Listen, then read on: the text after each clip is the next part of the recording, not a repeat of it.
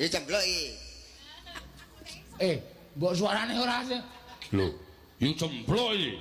Wis Suramenggala, Mas. Gentho ki anak warok. Suramenggala. Nek gentho ki glece. Oh, piye pemane? Ayo jembloki. Wah. Oh iya. Iya, aku cemplok arep piye? Arep ngopo? Mbok minggir aku arep liwat lho. Tok gentrong. Lah omong dipedhot. Lah piye? Kedawan ya. Lah aku mangsuli lali. Aku seneng sing dawa kok. Aku mau nanti pedhot-pedhot. Kowe pengen sing dawa. Heeh. Tak cek sik. Arep nanti. Ngecek apa? Ngecek kae bapakku dhuwur. Ya yuk. Mbok minggir. Kok ngendi wis kok ngendi? Aku saka pasar. Arep apa? Saka pasar ngopo?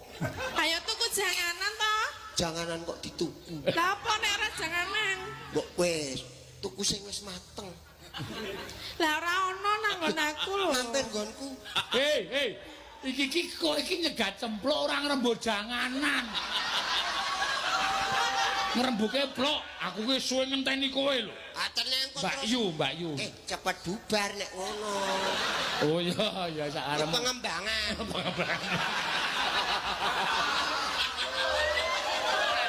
Ya wis apa-apa. Lho, Apa? apa kowe ra krasa? Ora. Nek ra krasa genah. Lah ya aku ora krasa lah krasa. Mergo kowe lemu. Loh, pengaruhe apa lho?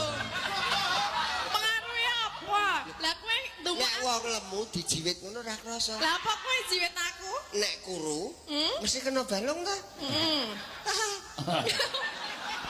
Ye, Mbak kowe minggir ta aku tak liwat